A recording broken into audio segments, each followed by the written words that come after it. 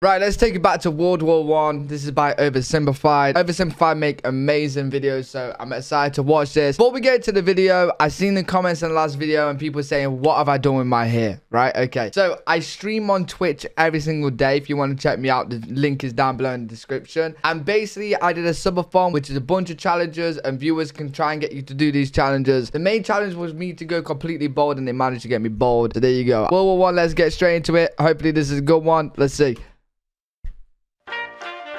The world of 1914, a time of modern technology, culture, and fashion. Truly the height of civilization. Let's have a war. Everyone knew a big war was coming. France wanted some stuff back that Germany had taken from it. Germany wanted to take more of everyone's stuff, and they were building a big sexy navy that was making the British uncomfortable. That is pretty sexy, I can't lie. I thought they were really cool, but lots of different people who lived there didn't think it was so cool. And some of them had even been declaring independence with help from Russia.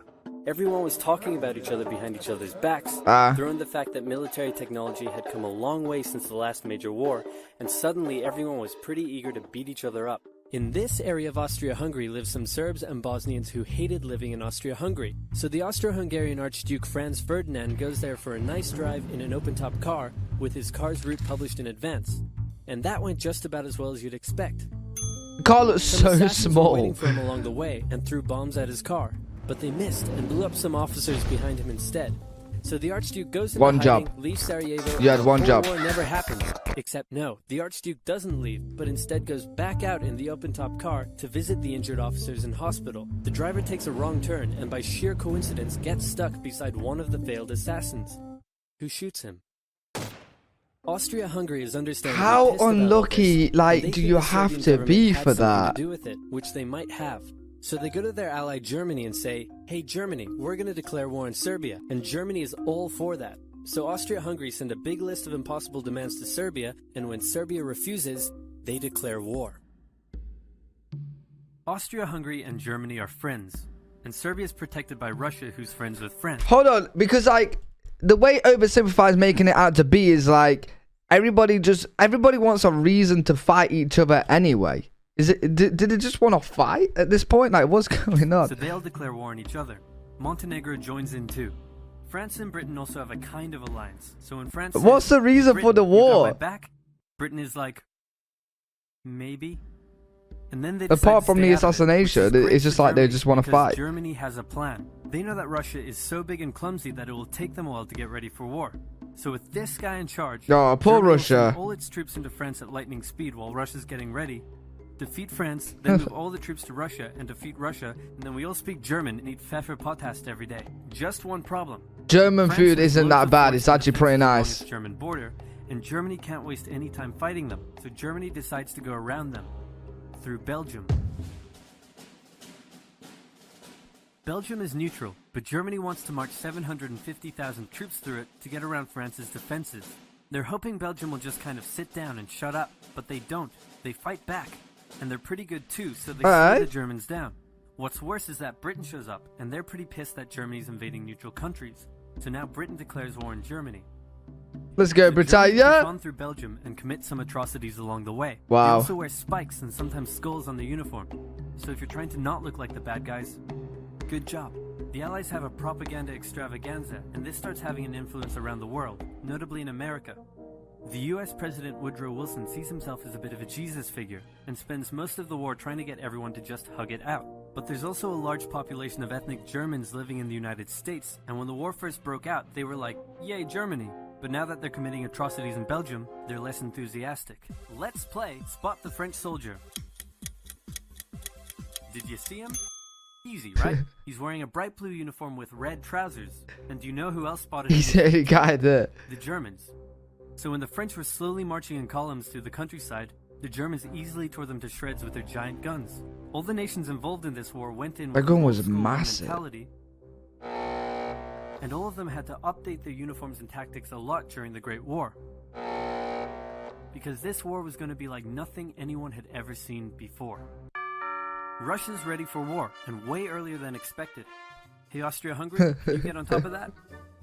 Oh yeah, sure, we've got this. Nope.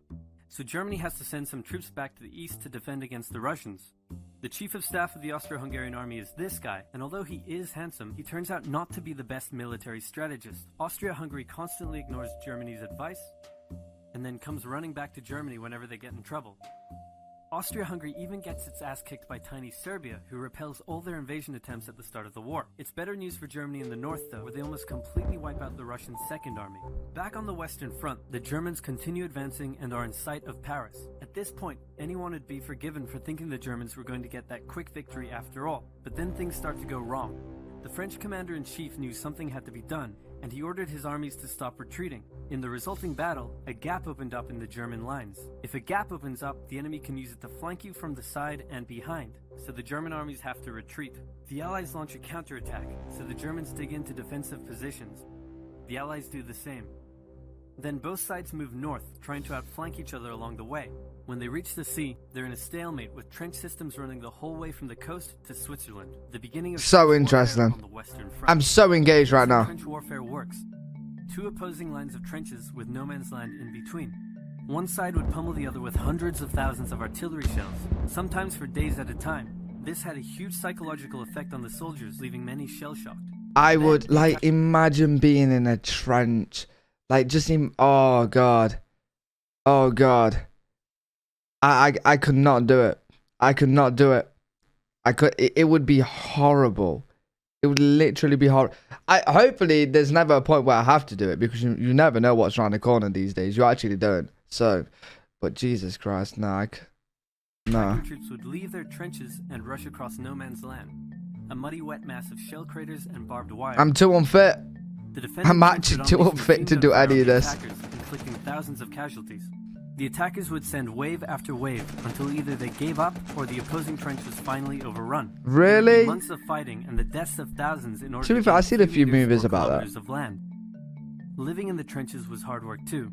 Corpses, mud that could swallow you whole, pools of poisonous water, rats, disease, smell. It's insane that millions of soldiers put up with these conditions, and commanders ordered them to do so for years. Damn, right, part 2, let's go. With both sides stuck in a hard stalemate, they knew this war wasn't going to be about taking territory, but about simply wearing each other down. The Allies had plenty of men to expend from its overseas dominions, and the British also started. It's just Germany again. Germany just wants a war. Everyone. They just. Side really wanted a long, grueling war, though, so they both thought of ways to break the deadlock on the Western Front. Idea number 1: new frontiers. When the war first broke out, Australia was quick to take German New Guinea. The Allies also quickly jumped on Germany's colonies in Africa, and particularly in German East Africa, locals were enlisted as soldiers and carriers by both sides, leading to a tragic loss of life for the native Africans. Some new combatants entered the war as well. The Allies' new friends were Italy and Japan. Japan was busy building itself an empire, so it was more than happy to take away German islands and colonies in East Asia. Italy actually had an alliance with Germany and Austria-Hungary before the war, but after some tense relations, and then the Allies no longer give them some of Austria-Hungary's stuff, they switched sides. Italy opened up a front in the mountains here, but like everyone else, they say it's like a world war, right? But a world war, you'd think there's more countries versus the opposition. Don't you think? Like what we only have Germany and Hungary, and that's it. They just want to fight everyone pretty much. Stuck in stalemate for most of the war. You'd think there'd be more backing them for a world war. The Ottoman were divided on whether to actually join the war or not, since they had been exhausted by the recent Balkan Maybe War. just because there's so many people on the opposition. Who want to join went off on their own and fired some shells at Russia, and then came back and said, "Whoops, looks like we're at war now." The Ottoman entry into the war was of particular concern to the British, since the Middle East was full of oil, and Britain wanted all of that oil. First, of course we did. Tried to attack Russia in the Caucasus Mountains, but they weren't prepared for. Oh, it's because on other parts of the world there's other people fighting other people. Okay. Cold, and many of them froze to death. Then they crossed miles of desert to take the Suez Canal from the British, but that failed too. Then the Allies tried to take the Dardanelles at Gallipoli in a long and hard trench warfare campaign, but that also failed. The Ottomans blamed their initial losses on the ethnic Armenians living within Ottoman. You know what I think it was? I think it was because, like, you know, because there's a war already going on, and like for example, Britain already has troops fighting like Germany and stuff. So like when there's another country involved in something or a dispute, because they're already at war, instead of just like talking it out, they're just like, oh, no, let's just carry on another war. Let's just have a war with a different country. And it's just everyone just like, fuck it. Let's not talk it out. Let's just invade each other and just have a fight. You know what I mean? Territory. And the resulting Armenian genocide. That's why so many wars just happen after, like, instantly after another war. The Germans sent spies into Afghanistan to try to convince the Arab tribes there to rise up in jihad against the British and attack India. But that plan failed, partly because the spies got bored, brewed their own alcohol, and got drunk, which is a bad thing to do in Afghanistan. All these new frontiers hadn't done much to change the war. Aware that the Allies had more men and supplies than them, the Germans knew they had to do something to break the stalemate. Before the war, there was a big conference that set out the rules of modern warfare. No chemical weapons, no killing civilians. Basically, don't be jerks. The Germans held a meeting and decided to be jerks.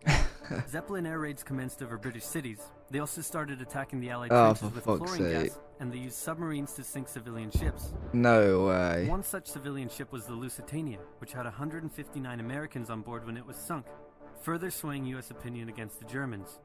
Not to be completely unfair to the Germans, the Allies also engaged in chemical warfare soon after, and they had been hiding anti-submarine weapons on their civilian ships, which let the Germans justify their attacks. Meanwhile, Austria-Hungary still hadn't dealt with Serbia, so the Central Powers enlisted some help.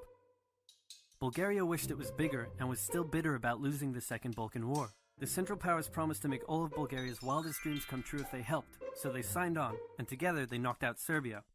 The Serbian troops retreated through Albania, which was neutral but had some ties to Austria-Hungary. So Austria-Hungary entered Albania in a friendly invasion to chase down the Serbians, many of whom escaped by sea. It's 1916, and a lot is Wait. So you're telling me that, like, the whole of Serbia, like, all the troops just disappeared? Just, like, left Serbia completely and then just went to sea and gone where? That's a lot of people. That's a lot of people to just disappear. Happening. As if they didn't have enough enemies already. Where have they gone? One more to the list. Portugal had been getting a bit chummy with the Allies behind the scenes, and Germany didn't like that one bit.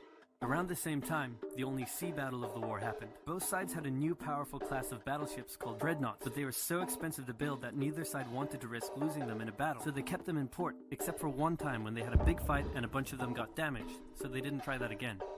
The UK started conscripting men to the army, so they had plenty of reserves, which is just as well because the Western Front was about to get brutal.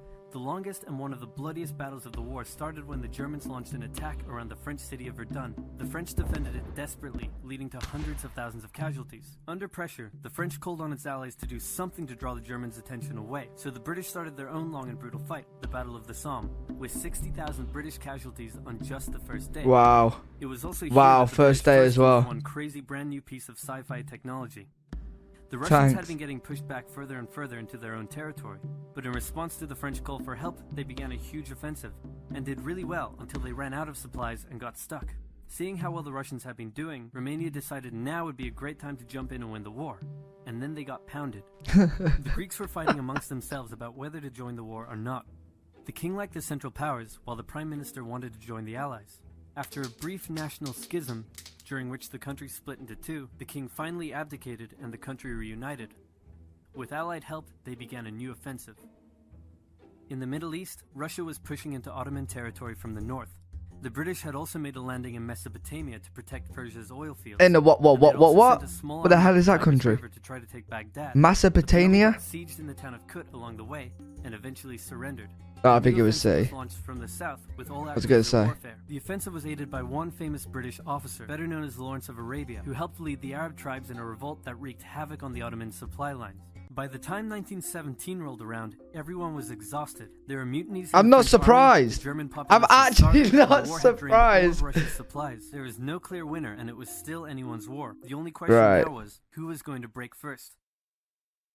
And the answer was Russia. Tired of not eating and mad that a crazy magic homeless guy was calling some of the shots, there was an uprising in Petrograd complete with riots and strikes. The riots turned into a full-scale revolution and a new government overthrew the Tsar. Then a few months later, the Bolsheviks overthrew the new government, and they pulled Russia out of the war. This was great news for Germany, who now only had to focus on the Western Front. But there was still one problem. The pesky United States of America was looking increasingly like it was going to join the war. America had been selling supplies to the Allies throughout the war and was getting super rich off the back of it, meaning it was in fantastic shape and was dangerous to the Germans. So Germany sent a telegram to Mexico saying, "Wouldn't it be crazy cool if you guys attacked America?" But the British intercepted the message, showed it to the Americans, and that was the final straw. Oh, how smart. Out to Europe. How did that even happen? Their only hope now was to force France and the UK to surrender. They made that look so easy to get that message. It was now or never. So they started one final attack.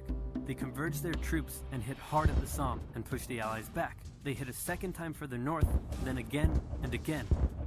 With each hit, the Germans were spending more and more resources, while the Allies were getting better and better at repelling their attacks. By the fifth punch, the Allies held the line and even pushed back.